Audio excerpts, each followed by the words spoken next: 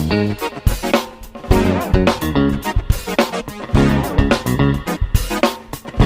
friends, welcome to Educational BRK.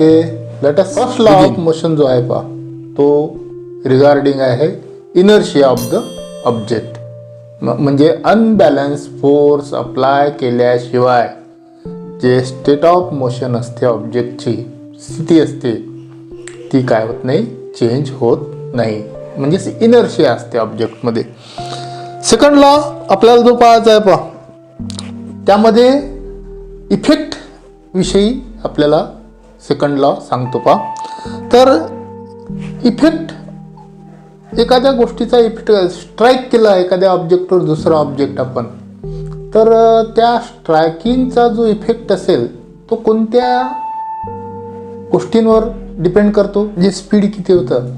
आणि second thing जी असते ती असते मास ऑफ द ऑब्जेक्ट, किती वेटी आहे तो ऑब्जेक्ट, त्यानुसार त्याचं इफेक्ट डिपेंड करेल. बरोबर आहे.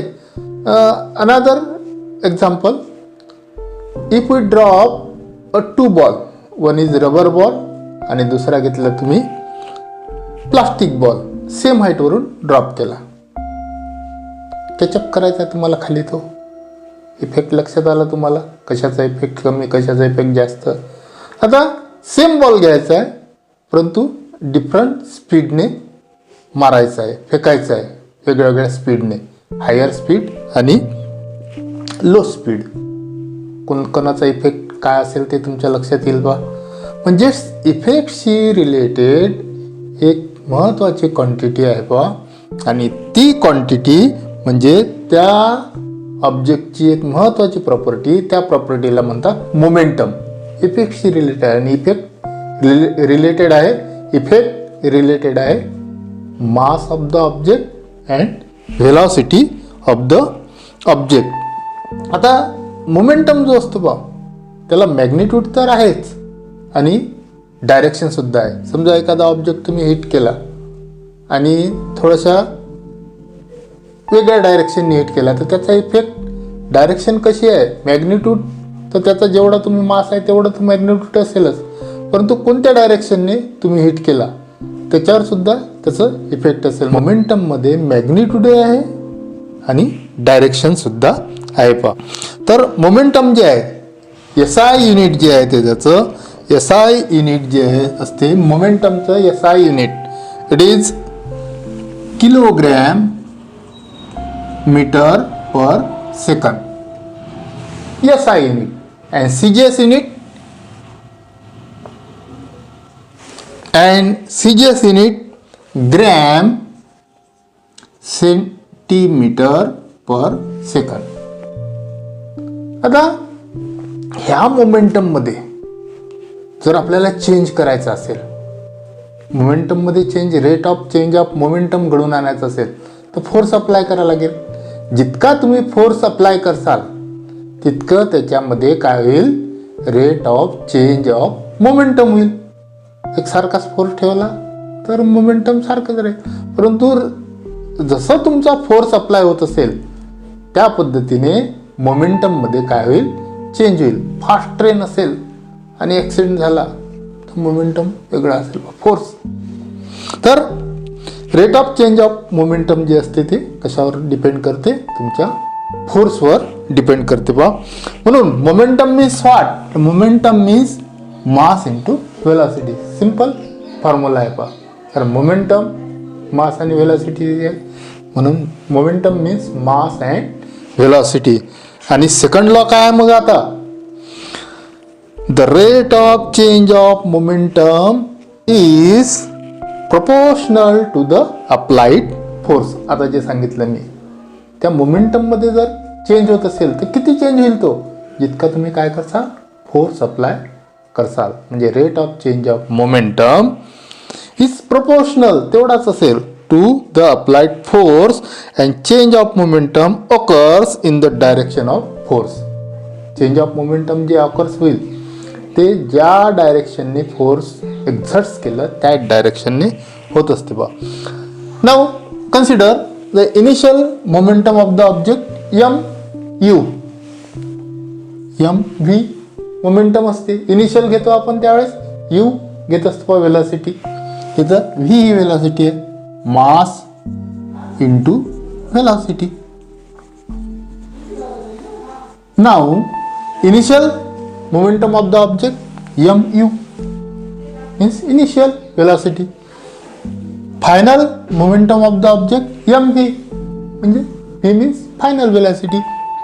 Now rate of change of momentum किती असेल पहा, किती बदल होईल दोघांमध्ये, डिफरन्स किती आहे दोन मोमेंटम मध्ये.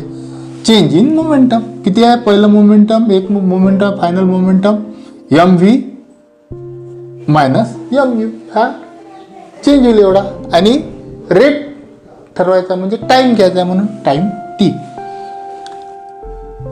एक्झाम्पल एक्सप्रेशन पुढे जर सॉल्व केलं आपण तर m common v minus U divided by t and hence it is equal to a. That means ma rate of change of momentum equal to ma. But rate of change of momentum proportional असते फोर्सला, म्हणून आपण असं लिहू शकतो बघ, हा rate of change of momentum proportional to f. Now प्रोपोर्शनलची sign जर आपण काढली तर इक्वल टू ची साईन टाकून आपल्याला एक कॉन्स्टंट के लिहिला पाहिजे. के ची व्हॅल्यू एक घ्यायची. F equal to M A. This is the important formula of force. Force always equal to M into A. M means mass of the object and A means acceleration. आता याचं unit काय, force कशामध्ये मोजायचं, तर SI unit is Newton.